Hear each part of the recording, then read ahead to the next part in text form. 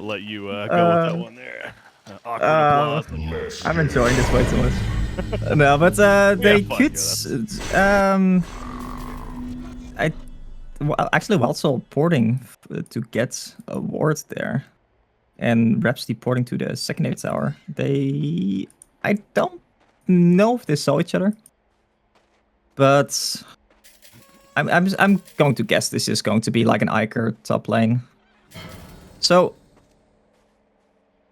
if I were to lane this as Hellborn/Legion, Legion side definitely has a lot more options of laning this, because Legion side can run like dual lanes with Iker plus Grenex and the Shaman FA.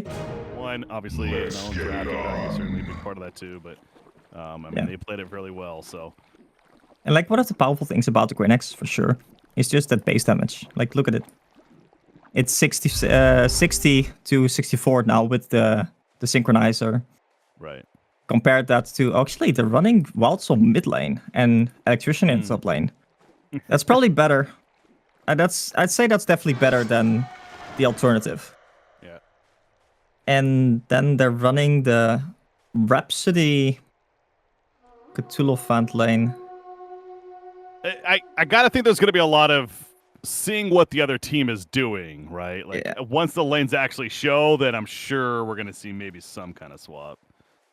Yeah, I'm not sure like which support you would rather have against an Iker, either Witchlayer or Rhapsody. I would say probably Rhapsody, because the Disco Inferno doesn't really get like transferred or dealt with really. So when Shaman actually in fair. Oh, Cthulhu missing stun in the bottom lane. Oh. Forsaken may live because of that. 2 seconds, 1 second? No, he's good. Oh, he wants this. Get through the ball. Wants this. Gonna get the angle. He's gonna walk up. There's the stun. Rhapsody will finish the job, but at what cost for him? Rhapsody is certainly in trouble now and is gonna die for it. But you know what? They got the bloodlust. They kill Forsaken. You could say worth it. Yep. The Wild Soul actually stalled the bottom lane with this bear. Oh, so that's why the creeps weren't there. Or at least I'm assuming he did, because the creeps weren't coming for quite a while there. But yeah, that's actually like good for blood. That's definitely what they needed.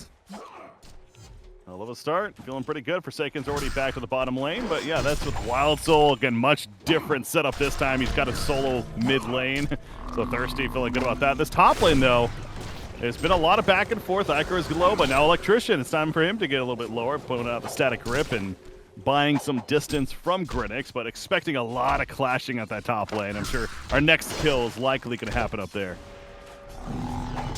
Yeah, Iker and Grenex have both been playing very aggressively, but they have used a lot of their mana and just region in general. And Grenex definitely needs like levels. Level 3 is where Grenex becomes dangerous, because then you get like 1 point in the E and 1 point in the Q potentially. But like level 1 with just the W, he's really not that dangerous. Oh, actually Iker rotating mid lane. Yeah, he's... Oh, and the Shaman. So much for Thirsty having a 1-versus-1 lane, right? It's like, wait a second, we can't let this happen. We're going to try lane it. So, yeah, he just immediately goes to the jungle while also realizing what's going on. Of course, the 2-minute rune control was part of that as well. But, yeah, clearly, that's respect right there, if anything, right? That NNG is where that... Obviously, these are both Thailand teams. I'm sure they are very much more familiar with one another, and they understand that Thirsty Wild Soul is something you got to respect. So they certainly are both of these games. Yeah, it seems like they really do want to lock down the Wild Soul. And actually, bottom lane.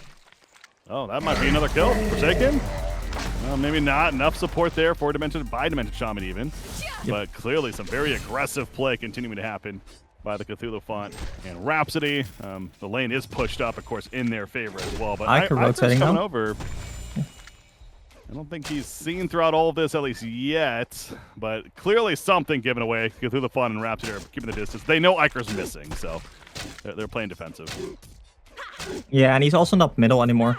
And like, there's always there's a lot of information you can pick up from the links, because if you see like the Somas, or what's it called, the synchronizer, if you see that like timeout from the mid lane, and they're calling that out, you can basically know that like where the Iker is located, because the moment like that it starts timing out, that means that the Iker is like, what is it, 3,000 gold or 3,000 range away from the link partner, right? So there's like only a couple of places there where he can actually be at that point. If you understand what I mean. Yeah, you know, it makes sense. Again, that's definitely one of those higher level things. These players certainly, you know, could be looking out for something like that as well. Information, so some kind of information was there, whether there's that or you know, something else. Of course, all comes together. Although, of course, like if you know that the enemy is picking up on that, you can intentionally turn off your link to try and bait the enemies to make them think that you're not sitting behind them. Freaking chess match, man. Yeah, no, it is. It is actually really some fun, interesting gameplay. Because generally speaking, you want to be linked up to your lane partner.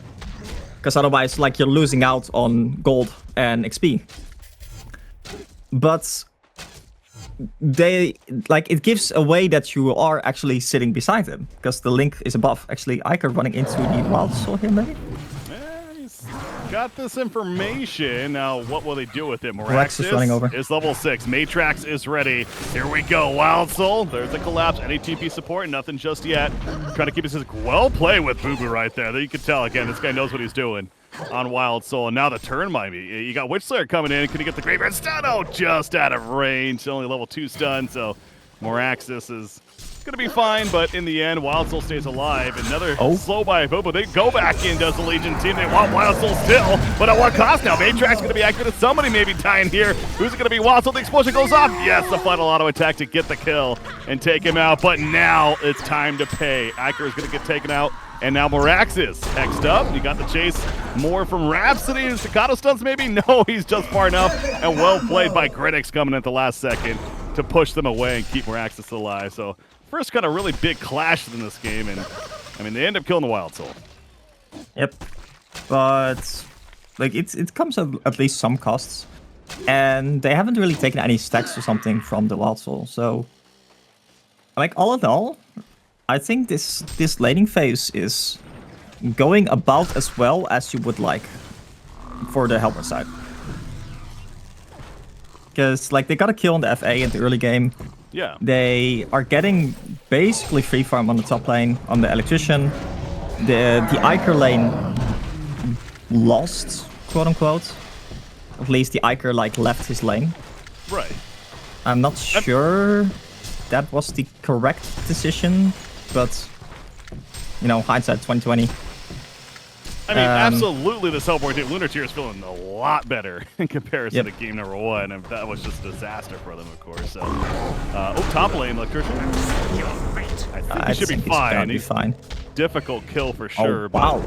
Electrician not choosing to get any points in the electric shield. Oh, yeah. Passing that energy absorption. That is something. 2 in grip, yeah.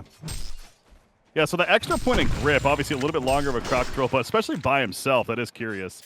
She's gonna go that. Yeah, because like your electric shield is also your farming tool, because like it's just the 60 damage per second that you want to have activated. Oh, sorry, is Moraxis going? Arcane Shield, it's gonna be activated. No, well played, not to activate it. Matrax is up. Iker with the link, but here comes the elephant, and it's time to run for the Legion. Iker, he cannot do so. Moraxis stomps the ground, trying to buy some distance. He has a couple of axes still, but a great graveyard stun. And Thirsty is like, hey, remember me? I brought the whole team. They take out Moraxis, and back to the jungle goes the Wild Soul. Well played by the Hellboy. I mean, that was a team coming together, as they all 5 do, and get a couple of kills. Yeah, and the Moraxis and the Iker are just overextending a little bit too far there. They're tanky, but they don't have an escape. So they kind of just get run down. And they want to shut down this Wild Soul, but they cannot do it as just 2. They need to basically also have the Demented Shaman rotate. Maybe even the Grenex rotate. And then they can, you know, actually get stuff done. Yeah. Because Yeah, Meraxes is like not the same hero as something like a Kraken is. The Kraken is like just a lot more aggressive as like a hero early on than Meraxes. Yeah, and Kraken's ultimate is a bit more threatening too, for sure. Yeah. The crowd control. Matrax is good, but it's obviously a wind-up for a wombo combo potential. Bottom lane, which they're striding on in and clearly going to be seen, so Forsaken will remain alive. But yeah, we cannot overlook Forsaken Archer, and that continued successful farm, about 465 gold per minute. Continue to be in, this is the third game in a row, happen to be covering this guy, obviously, from the previous series as well, that Madman in the previous series. I mean, he knows what he's doing, like I said, when it comes to farming. And playing it very well, and that GPM continues to reflect that. So, what do you think the impact's going to be of Forsaken Archer this game with such farm? You expecting to start making some plays here sooner or later, or kind of still sit more in the lane in the jungle? Well, FA, I would not be afraid to go late game with FA against. Actually, FA might be in a bit of trouble here. Is this the caster curse that we're talking about? Right. It's like just we're talking praising him, all of a sudden the death. No, not this time. It's coming though. Okay. No, but like I'm not afraid to go late game with an FA against the Wild Soul, because like FA just with that split fire, especially if you get like a high level null fire blades. Null fire blades right now, another one of those changes of the last patch. Null fire blades basically drains more mana with every hit. Up to I think almost double. At like the max at like level 3 null fire, it's 90 per second or 90 mana per second or per hit, sorry.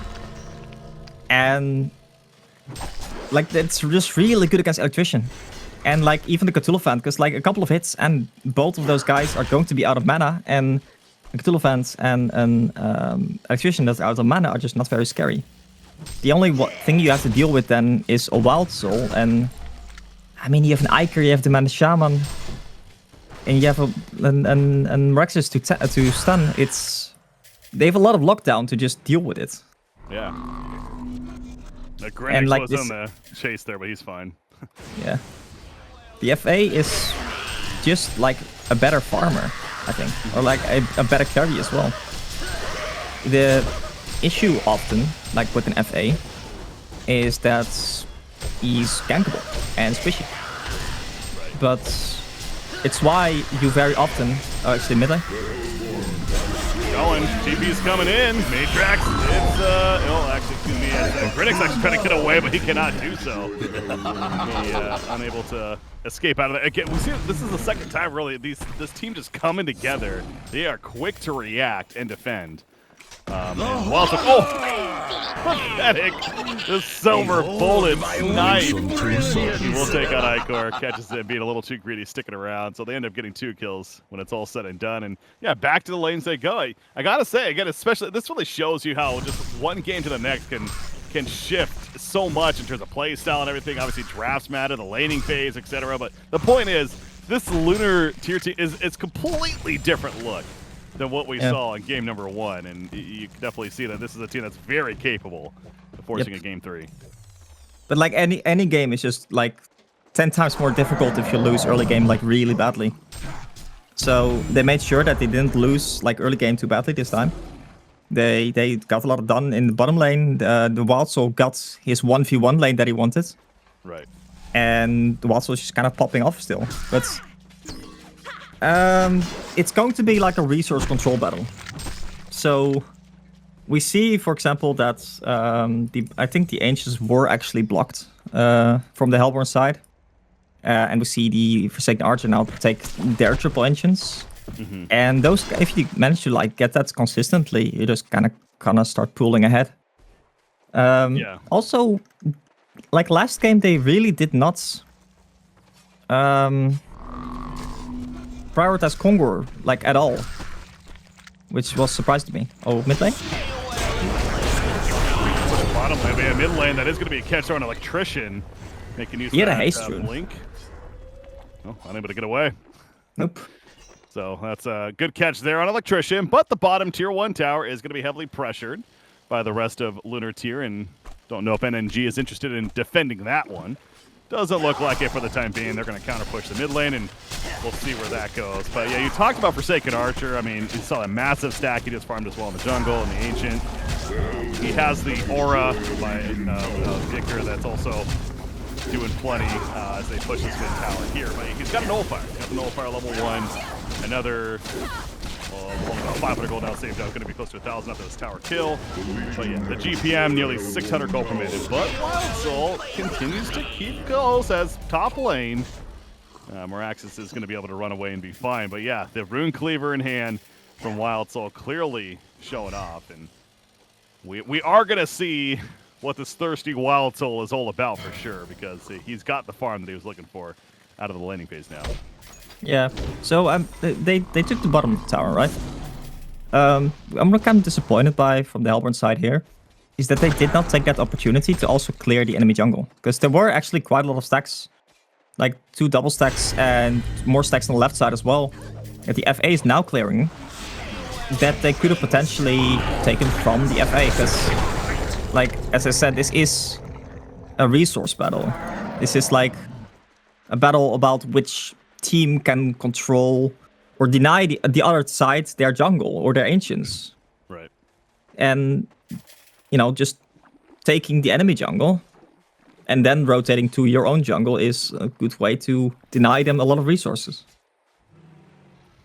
Well, those resources coming in hand for Forsaken. He just got a level 3 nullifier now and still plenty more gold saved up. Yeah, because he's just like 650 GPM right now, and he's just not being locked down. Until they get like a Witch Slayer PK, which he is not getting close to yet. I don't really see them like easily catching this Forsaken Archer, because the Demented Shaman is just like glued to this Forsaken Archer. Yeah. That's a good point. Yeah, when it comes to initiation, this Hellborn team is definitely lacking right now, outside of course the Portal Key. But Witch Slayer, Cthulhu Font would be the other candidate, and he goes to the Dreamcatcher first, at least for the time being. So, yeah, this is not a team that's really looking to take a fight right now, but this is similar to the previous series, like I said, with NNG, where they had the Madman. They were behind earlier on, but Colic on the Madman in that case was still just farm, and we just saw the eventual takeover. You know, you kind of, obviously a completely different game here with the teams and even the lineups, but a similar theme, though, is almost feels like it's somewhat brewing with Colic and on the Forsaken Archer this time around, as upwards getting close to that 700 GPM mark himself. But again, I go Wild Soul, very respectable 600 GPM, obviously, as well. He gets the Shrunken Head. To me, that's usually an item that's like, okay, I got a Shrunken. Let's maybe look to fight now. So let's see what they do. Yeah, like a Shrunken is also an item that allows you to push and farm more greedily. Electrician's dead, so the great catch. Ooh. Obviously, that Nullifier doing great work against somebody like Electrician too, but the fight continues. Oh, the Hellborn team does not want to let that Kit to Death go without some vengeance. Branix, though, just tears through the Witch Slayer. Protected Melody going to be used. Saving Wild Soul. Initially, the BKB is activated. Demented Shaman falling in the midst of it. He's going to be terrorized. The KPM keeping it alive, but everyone's dead. They're just all dead on the side of Lunateer. A quad kill for Colic. Oh my god, I mean, you see Colic nearly dead himself. It's just so much damage started happening all of a sudden both ways. But when it's all said and done, a little too much coming out for Forsaken Archer, and Dutch, just like that, it's a 5,000 gold swing in favor of NNG. Yeah, like that is just like the Electrician just got picked off. They still chose to take that team fight, or they wanted something in return for losing the Electrician there. But, like, you're losing your frontliner, and the Wild Soul did not get a Shrunken off before the Meraxis got his stun off on the Wild Soul there. Rhapsody did manage to, like, prevent a lot of damage with his ultimate, but yeah, what you saw there was just, like, Demented Shaman ultimate ticked up all the way on FA and, like, the rest, and just FA, like, shredding through the enemy there. Because that Nullifier, it will hurt. Yeah, the two things you kind of touched on it there. I mean, what they were thinking, kind of committing after the Electrician got picked off is definitely smoking, by the way. Not even hindsight for me, that's the best decision. But yeah, I'll get to that in a second, because this smoke is happening, and this could be more kills up here with the lead to the perfect fight. Forsaken going to be sheeped off the bat, so good start actually from Hellborn, but Witch Slayer is picked off, and now Wild Soul's like, get me out of here. BKB, it runs off, Shrunken Edge worn off, and now Critics, he jumps on him. He has to fight his ground as Wild Soul. The crippling ball is right there. TP coming in, the buyback as mentioned. Forsaken Archer in a bad spot, actually, but there he goes, a silver bullet. Slams him down to the ground. Well played by Witch Slayer with a buyback, making use of it, absolutely. Icarus also going to end up falling most likely. Yes, Transfusion not going to save him there, and now Boraxis likely to be the next victim. So, okay, holding their ground does Looter Tier. That was a fight that clearly could have really just set the tone this game if the Legion team was able to get the kills they were looking for, but no, says Looter Tier. They fight back, and they will stall things for now. Yep, that was, this is a different fight because Rage quit, really a good way to come back now. Dutch, I got to get your thoughts on this as we have a little bit of a break now. I noticed that Forsaken just prior to that fight. First off, they obviously go Kongor, so they had that slight buff there. But the Sinner's Inscription, this is a newer item within PK. What do you think about picking it up by Forsaken? So Forsaken Archer already had the what's it called, the Ring of Teacher early on. Like you just picked it up because it's a really efficient item. It just kind of sustains your mana. And the nice thing about these Sinners and the Abyssal Skull, of course, the Abyssal Skull, as you mentioned, Abyssal Skull now also works on ranged heroes. It still is like less efficient on ranged heroes, but it does work now. So it's actually like worth picking up. And because you already have the Ring of the Teacher, picking the Abyssal Skull from that point is like really just quite nice. Because it's not that much of a gold investment. And afterwards, like these Sinners just becomes also a really natural pickup. And it's just a really good team item. Because what it gives to the team is 3.5 armor, 20% base damage, 10 attack speed, some lifesteal. It's just really good for the team. So I like it a lot. I don't know if I would have personally prioritized it over the Shrunken. Because I think the Shrunken this game is probably higher priority, but I definitely don't think it's a bad pickup. Well, to that point, I mean, he is obviously going to go Shrunken next. It looks like has the Mighty Blade, so ideally before another fight should be in hand. But Hellborn Kongor, obviously they did what they did in the top lane. They kind of stalled things a bit. Now they're going to go for Kongor, and it looks like they should be able to finish it pretty. Freely. There you go. So, one thing that does surprise me, however, is Electrician going for Helmet Black Legion. Oh, yeah. I don't understand it. I saw him pick it up a while ago. Like, I believe that you still always want to go for Staff to Master on Electrician. It's like Staff to Master, it makes the W passive. So we don't have to activate it anymore for the damage absorption to start working. Right. And it becomes like a really convenient farming tool as well, because it's basically like a small radius mock. It deals 60 damage per second passively at that point. So he went for puzzle box, which I don't think is bad, of course. But I think like Staff into Shrunken or something, so you don't get mana drained anymore, it would be my preferred item build, at least. For sure, yeah. I mean, you gotta think maybe it's gonna develop into the Ultors. I don't know if that changes your mind at all, but no. The Black Legion, but yeah. No, the problem is still the mana drain, right? Because let's say like you're being drained like 90 mana per hit. Right. Like 10 hits and you're out of mana. And an Electrician that's out of mana is not very useful. No, not the best.